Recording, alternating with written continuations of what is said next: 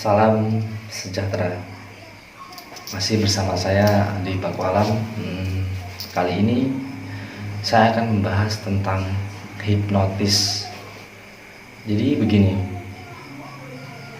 kebanyakan kejahatan di jalan itu adalah hipnotis. Orang-orang mengenalnya ya dendam atau hipnotis jalanan, yang sebenarnya itu adalah unsur penipuan. Jadi nanti saya akan berikan tips bagaimana cara mengatasi hipnotis jalanan.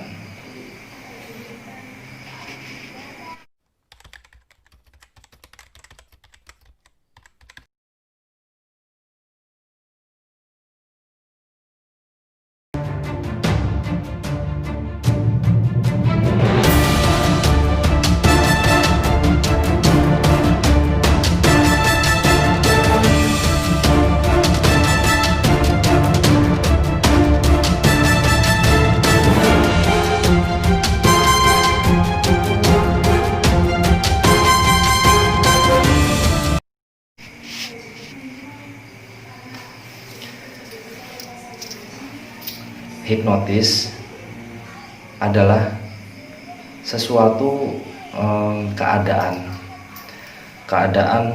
pikiran kita dalam kondisi trans itu dalam kondisi tersugesti. Jadi penghipnotis itu sudah memiliki kemampuan komunikasi yang bisa membuat pikiran manusia menjadi trans atau linglung atau bingung begitu. Lantas yang sering terjadi di jalanan saat ini itu sebenarnya adalah penipuan, namun bisa juga dikatakan itu hipnotis karena apa yang dikatakan oleh si pelaku itu akan diikuti oleh si korban.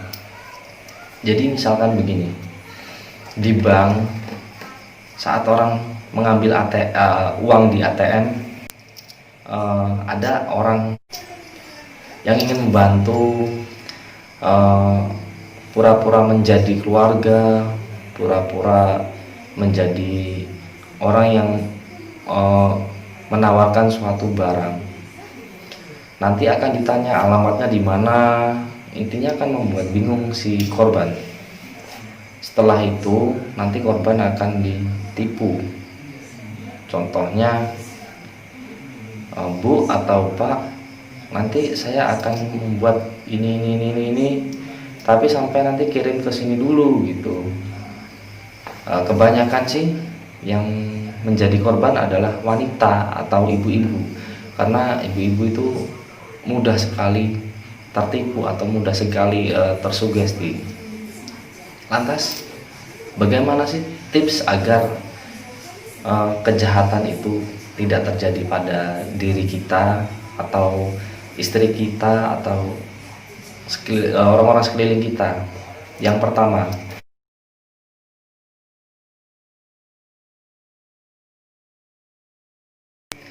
percaya dan yakin sepenuhnya bahwa kejahatan hipnotis tidak akan berpengaruh pada orang yang menolaknya. Intinya begini, ketika pelaku itu memberikan suatu sugesti, suatu iming-iming atau suatu yang bisa membuat kejahatan itu terjadi, maka yang harus kita lakukan adalah menolaknya. Yang dimaksud menolak adalah misalkan, Bu, nanti saya berikan uang sekian, tapi sampai transfer DP sekian dulu supaya uang itu bisa keluar. Nah, Anda bisa menolaknya. Contohnya, enggak lah, saya ada urusan lain, ada kepentingan lain atau yang lainnya begitu. Jadi intinya dibuat bagaimana cara menolak ajakan si pelaku tersebut, apalagi orang yang baru kenal ya. Tuh. Yang kedua,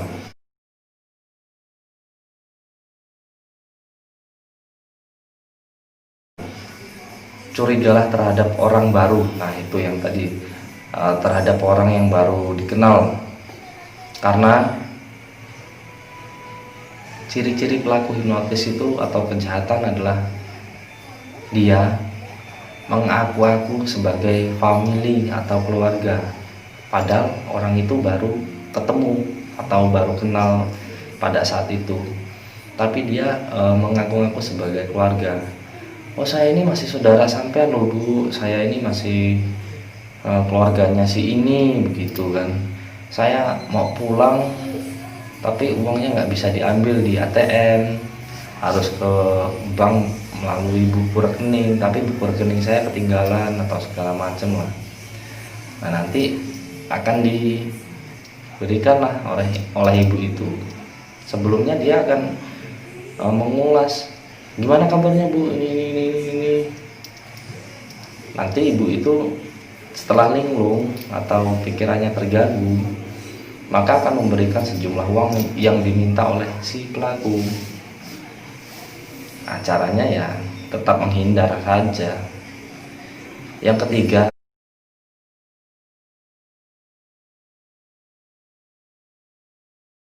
selalu waspada pada orang yang menepuk secara tiba-tiba. Misalkan menepuk pundak secara tiba-tiba, yang pasti orang yang tidak dikenal. Pada saat orang menepuk tiba-tiba, yang harus kita lakukan adalah kita mencari rekan lain, atau misalkan ada satpam, langsung mendekati satpam saja. Jika diajak ke pinggir pojokan gitu, jangan mau. Misalkan bu kesana sebentar ya bu, itu jangan sampai mau. Enggak lah mas, saya mau ke satpam aja, kalau mau ngobrol di sana saja, begitu. Atau ada orang-orang yang kita kenal di sekitar kita, atau tukang parkir, itu bisa kita dekati di situ, karena si pelaku akan berpikir panjang untuk itu. Nah yang keempat,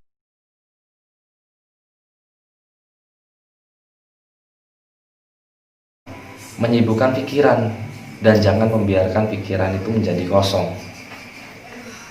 Jadi si pelaku itu akan mengolah kata supaya kata-kata tersebut mengenai pikiran kita, mensugesti lah intinya begitu. Jadi jika pikiran kita kosong, maka sugesti itu akan cepat masuk ke dalam pikiran kita. Lantas apa yang harus kita lakukan pada saat itu? Ya kita sibukkan pikiran. Misalkan diajak ngomong oleh si pelaku atau orang yang tidak dikenal, kita main HP aja, bukan pura-pura sih, buka Facebook atau WA rekan lain atau teman atau keluarga. Di WA saya masih di sini, ada orang yang nggak kenal tiba-tiba mengajak berbicara saya, menepuk pundak saya atau apalah begitulah. Intinya sibukkan pikiran. Pikirkan uang angsuran saya udah dibayar belum ya, begitulah contohnya. Anak saya tadi udah makan belum ya, terus pacar saya atau kayak mana, begitulah. Intinya dibuat pikiran kita menjadi sibuk supaya pikiran kita tidak kosong. Yang kelima,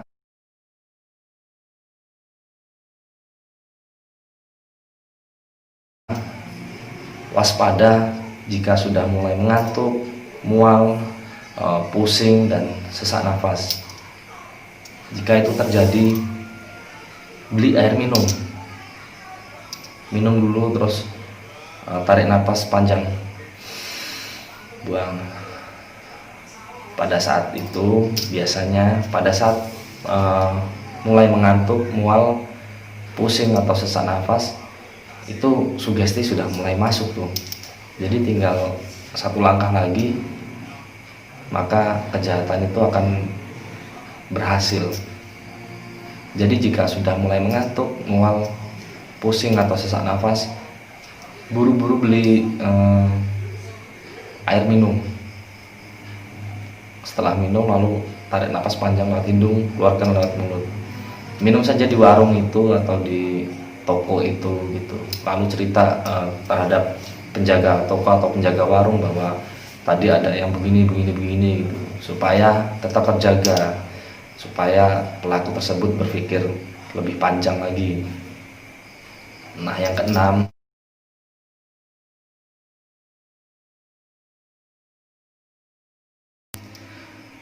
kan ada nih orang atau keluarga atau kawan yang mempunyai kebiasaan latah, itu harus didampingi loh.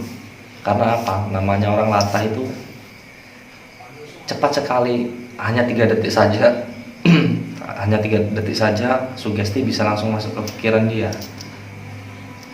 Karena orang latah itu tanpa sadar dia mengucap kata-kata atau sesuatu yang dikagetkan dengan orang. Misalkan ada rekan saya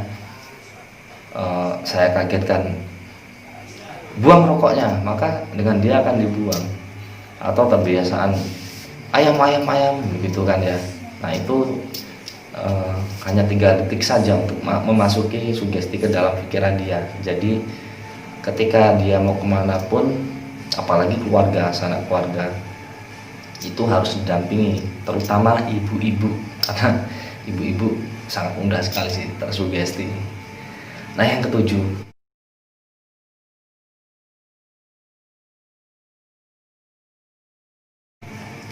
hindari kerumunan tanpa suatu hal yang jelas. Karena pelaku hipnotis atau pelaku kejahatan jalanan itu biasanya mereka berkelompok, yang ada di berita-berita sih begitu. Jadi tidak hanya 1 atau 2 pelaku saja, bisa 5 bahkan 10 orang. Jadi jika ada kerumunan berkumpul asik gitu, tapi itu suatu hal yang tidak jelas.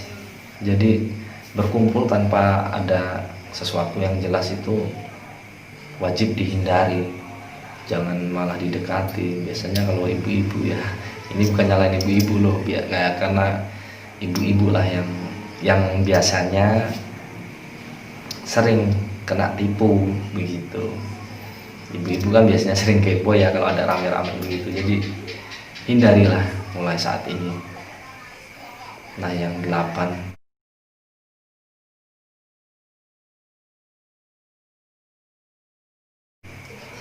jika mulai merasa memasuki sesuatu kesadaran yang berbeda atau pikiran kita sudah berbeda, kita perintahkan diri kita sendiri agar senantiasa terjaga normal kembali. Maksudnya gimana?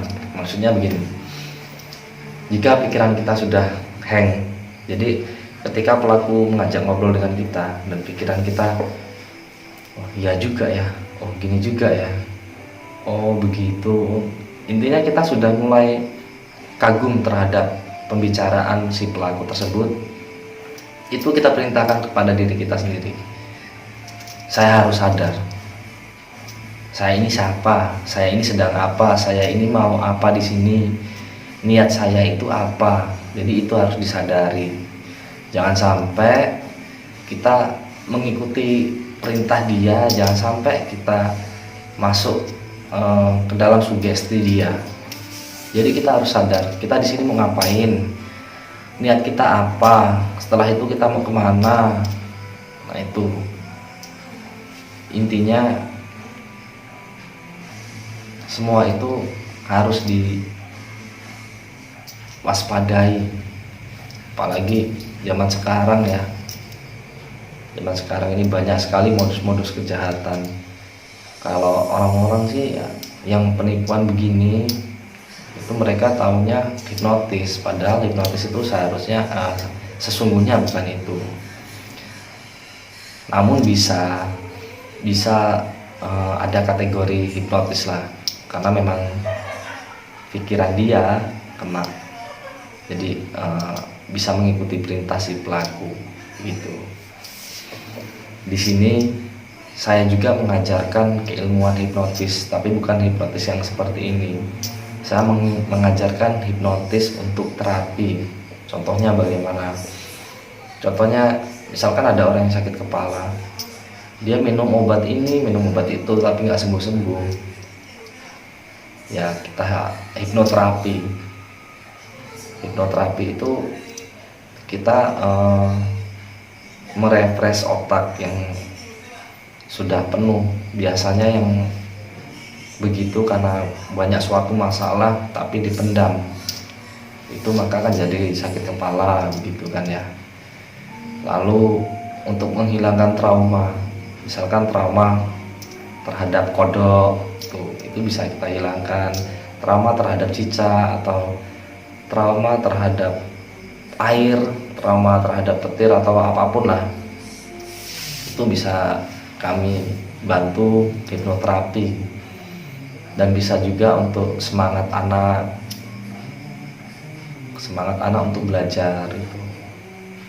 Sebenarnya keilmuan hipnotis itu baik ya, itu sih tergantung dari si pemakainya sih hasilnya. Tapi saya tidak mengajarkan hipnotis yang seperti ini ya, karena memang di Padepokan Paku Alam itu ada anggota TNI dan Polri.